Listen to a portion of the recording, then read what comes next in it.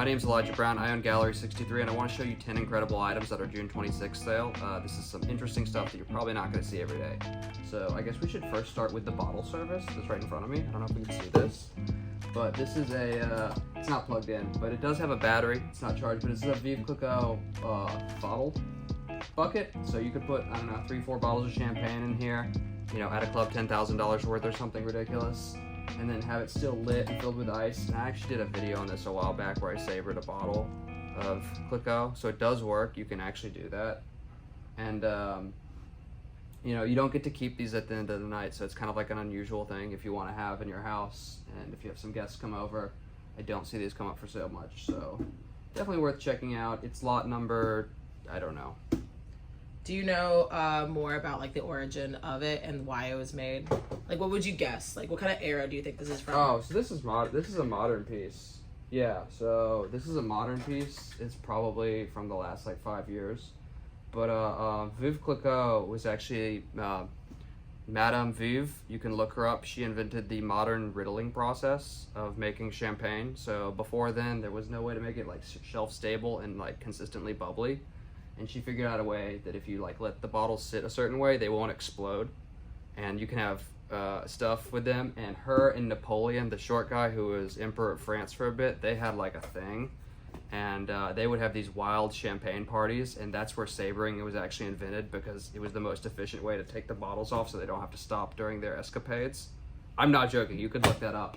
So Vive Clicquot has excellent heritage as a French champagne manufacturer. Actually, all champagne is French, it has to be. But this bucket is not old, it's not really an antique, but it's a collectible, and it's a cool item to put in your house. From Ibiza to your home. Yeah, straight up, you can have it from Ibiza. I actually bought it right after I came back from Aspen, and they had these all over there. So, very popular out in like fancy places.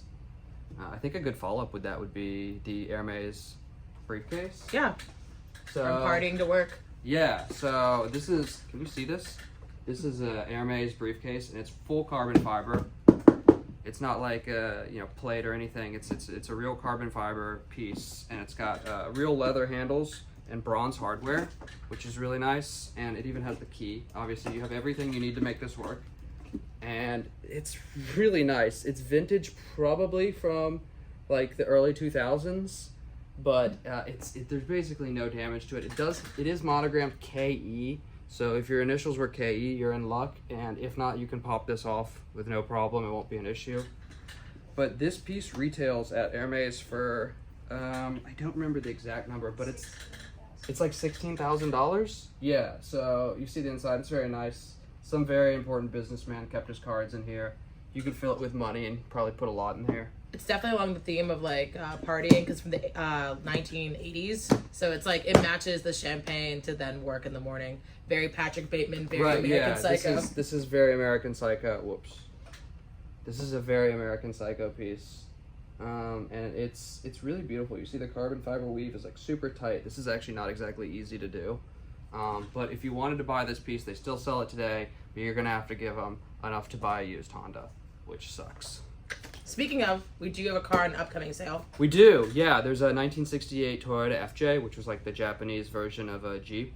We can show a picture of it, right? Mm-hmm. Okay. And all the doors come off. The top comes off. It runs. It's kind of resto modded, so it has like LED lights. I think it has a modern starter, but there's basically no computer parts. If you can work on anything, you can work on this car. It will run forever, and it only has. It's exempt from mileage, but it doesn't have many miles. It's like less than 100,000 miles, or it's like 50,000 miles or something. It doesn't really matter, but it will run for literally 1 million miles as long as you keep it maintained.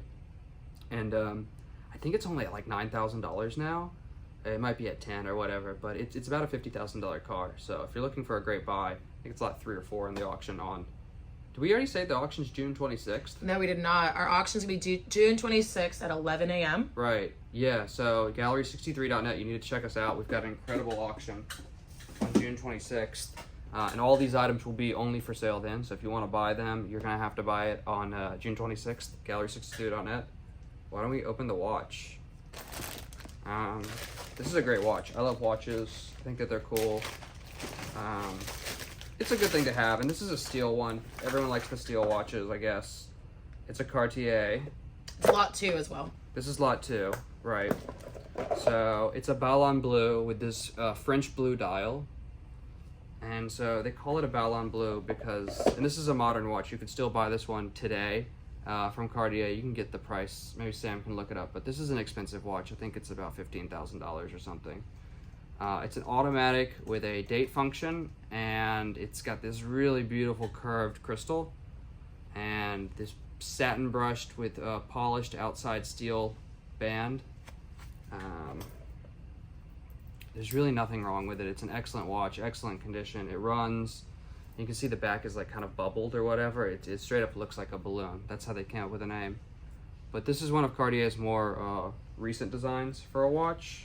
I think it came out like 5 or 6 years ago, something like that. Not that old. And so if you want to have a modern watch and save a lot of money on it, Boy Matt says you can buy this in an Omega for the same price as Rolex. Yeah, Rolex. But only if you buy a Gallery 63, because we're not going to sell this watch for 15 grand. It's going to go for a couple thousand, you know, and you can have enough left over for a trip to Ibiza to drink some of these. Okay, that's pretty cool. I mean, really, this is the place to buy used stuff. If you like high-end designer stuff but don't want to spend a ton of money, you got to go with Gallery 63. Okay, all right, next. Should we do another watch, or do you want to do... Actually, let's do this Gucci. Okay, Yeah. Stick with the theme. This is a Gucci ring, and it's an 18K gold. Still has the paperwork, whatever. And it's this beautiful modernist ring. It's kind of like 80s modern, but it is not 80s modern. This is a new ring. And although this looks like it's just glass, it actually is a piece of amethyst, and it's just excellent. It's really beautiful. And the shank is like kind of like a snail looking. It's one long curved piece. I don't know if you can see that, but this is an absolutely beautiful ring, and it's 18K gold because Gucci does not make things in 14K, and we've been over 14K versus 18K the other day. Basically, if it's nice and European, it's 18K. If it's made in New York, they screwed you, and it's 14K, probably made with toxic base metals. Kind of crazy that we allow that here, but what are you gonna do? And I don't know what lot number this is in the sale, but again, this is only for sale at Gallery 63 on the 26th of June. Boom. How about we do a GIA? This is kind of like when smart people buy from us, they make sure that they buy things that have GIAs. That's Gemological Institute of America. This is, in the West, the gold standard for who you want to certify your jewelry. So... And the GIA report, that's like, you also have a number that you can search up, correct? Right, yeah. So this piece, not the chain, just the necklace, has been certified by GIA, and we have the documents, and we have this little to-go piece, too, that tells you what it is. And we've got the number. It's a transparent, natural ruby. It does have some signs of heating, but, you know, it's a really beautiful stone, and we have the weight here. It doesn't say the weight of the stone because they didn't take it out, but sometimes they do. But you want to make sure when you're buying jewelry, especially with diamonds, but colored stones also, because if you want to know if it's heated or not, that you're getting the GIA report. And not all reports are equal. You definitely want to buy something with the GIA because you know, there's very similar brands that try and like latch on to their credibility. You might see a lot of less reputable places will not have this. They'll have something like the IGL, the India Grading Lab, and I can tell you the Indian Grading Lab is not as trustworthy. It simply isn't, even though that's where the stones come from. But you want to make sure that you have a real GIA and that you can put this report number into their website. This one's recent. It's from April 24 or April 9th of this year.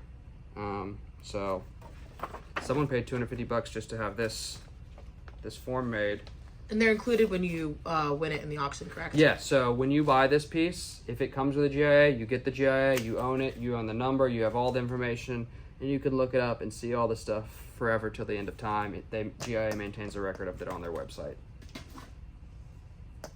Okay, itchy. Let me put this together. I don't want to lose this. See, we got to make sure it all stays together so they don't lose the GIA. So it makes it to the next sale. Yeah, it's got to make it to the final destination. Oh, let's show this other GIA item. Okay, so this is a beautiful, let me see what it is so I can know exactly. But this is a Sri Lankan sapphire with diamonds in platinum. and it's just on a whatever chain, an exhibition chain. But it's a natural. Oh, sorry. This is a natural color change sapphire. It changes from bluish violet to purple. Violet, you're turning purple, Violet. That was lame, but it's a beautiful, beautiful piece. And again, we've got the GIA report. Someone went through the effort of getting this in March of this year, sending money, so they have to mail this off to New York, wait for someone to look at it, probably paid for expedited service so they can get it back, and they paid several $100s along the way to have that done, so that now you, the final buyer, know exactly what you're getting. So for new sapphire buyers, why is a Sri Lankan sapphire important knowledge to know? Well, so sapphires come from a couple different places, and they're generally the color is determined, or the color, like when you say a Sri Lankan sapphire, that corresponds to a certain color. You've got Ceylon, Yogo Gulch out in Montana. Sri Lanka is obviously from Sri Lanka. There's also things like that ruby was Burmese ruby, which is Burma or Myanmar. So it just kind of refers to the color a little bit, but also the geographic region. There's cornflower blue and different various shades of ones, but the important thing about this one is that it's a color change sapphire, which means in different lights it literally changes color, which is basically the most desirable thing that a stone can do. Is that good? On to the next one? Yeah, on to the next one. Okay, yeah, so this one also has a certificate. It's not from GIA, but it's not a bad certificate because it's just like, someone went through the effort of really making a beautiful certificate for this. It's bound in leather. Yeah, it's bound in leather. So this is a platinum topaz ring, and you can see by the filigree work that this is all handmade. This is not a machine cast stone. This is not made in New York. This is not nickel white gold. This is a really nice piece, and the polish is good, the stone is good, the diamonds are good, everything about this is good. And I tell you exactly what it is because we've got the document. Now this piece does come from Japan, so it has Japanese paperwork that goes with it, but that's not a problem. Japan they have stuff there too, so items come from all over the world. There's European labs that are also good. That's completely acceptable. GIA is the American standard, but in other places they use other things. And so this stone is a 9.47 carat topaz with 0.22 carats of diamonds on it. And it's got all the specifics. If you put this in Google Translate, you'll see what it says. But this is really one of the finest appraisals I've ever seen in terms of quality. It's just really nice. So we kept this with this. This is something you'd want to have if you bought this. Even though you can't directly read it, this is a reputable company, and this is a beautiful piece. Again, June 26th, you should definitely buy this, or if you're interested in any of this stuff, check out our website, gallery63.net. Anything else?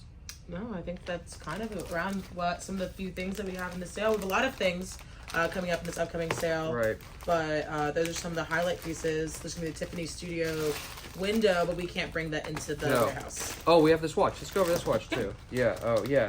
We did the Tiffany window too. We've done a couple videos. Yeah, we've done some videos on the Tiffany window. You should definitely check that out. You don't want us touching it. No. This is a Breitling watch, and it's basically brand new. It's got the cards. And this is from, someone bought this March 30th, 2024, decided they didn't want it. Looks like they never wore it either, but it's a Breitling Super Ocean. And when I say they didn't wear it, you can look at the back on the clasp and see that there's no scratches here. See that polished part? As soon as you put that down on the desk at work, it's gonna scratch. So I don't think anyone ever wore this watch. It's sort of like a Submariner style.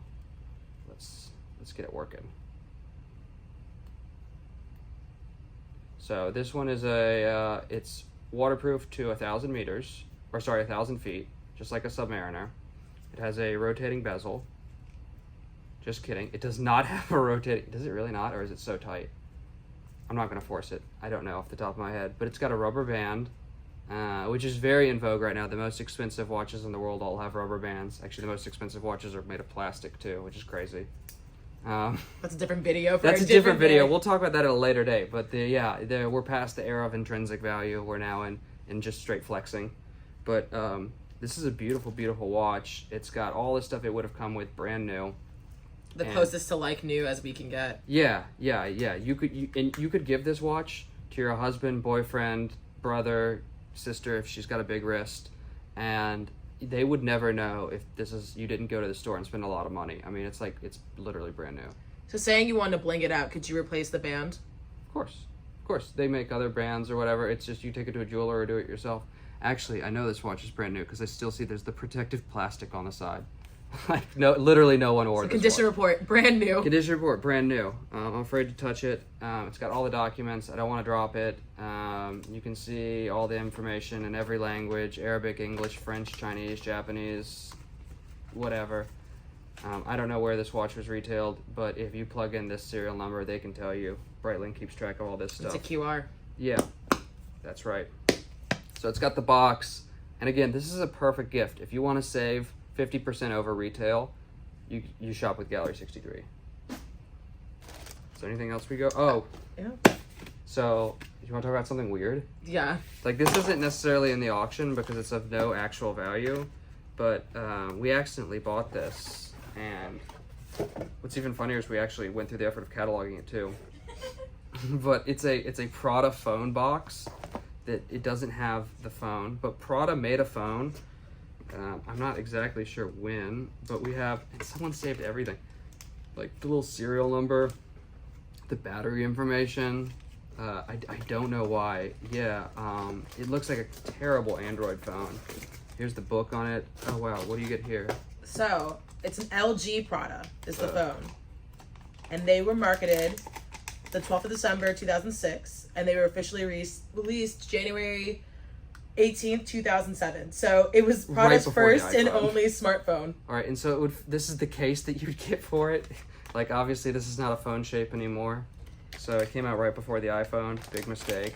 Or that's crazy. Then they were really cutting edge with this. It was the first touchscreen. It's a smartphone Really? touchscreen, and it was a knockoff of the LG chocolate, and it had one successor, and it was the LG Prada 2. Okay, so this is kind of a funny item. More for the history books than for the auction house. But sometimes we just have fun things here. And so that's a Prada watch box. Or sorry, that's a Prada phone case box. I have no idea. Now I need to find the phone to put in there for my collections. History. I have an iPhone in here somewhere. The Oh, 3G. yeah, this is the first iPhone. I got this when I was in the 8th grade. I saved up all summer.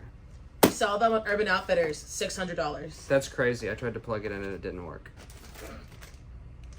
All right, I think that's kind of a wrap. Like a good discussion on some of the things that we have. I mean, of course, we have so many incredible things coming up, but this is a good variety. You want to do the bin? Oh, Oh, for funsies? yeah, for funsies. I forgot. I didn't even see this, but this is my favorite of the Gucci things. I love I love Gucci clothes, so the Banana collection is my favorite. No one with this has any money though. They're very bad with money, so they buy this new and then they're going to sell it at a huge loss. My wife says you can't say that, but it's true. Someone probably I didn't paid. say that. I'm just covering my mouth Okay, in It- shock.